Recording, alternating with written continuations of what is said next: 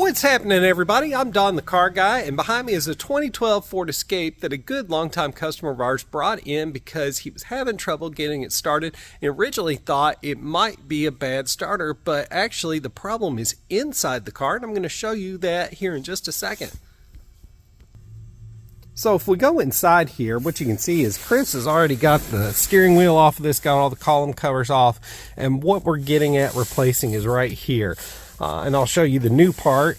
This is the new part. This is the ignition switch housing. So let me not cover that up with my hand and show you. So what goes on with these is the housing wears out and it won't trigger the ignition switch when you go to rotate the key. So the car will not start more than it will start, which is what was happening in this case. And it's really easy to misdiagnose as a starter.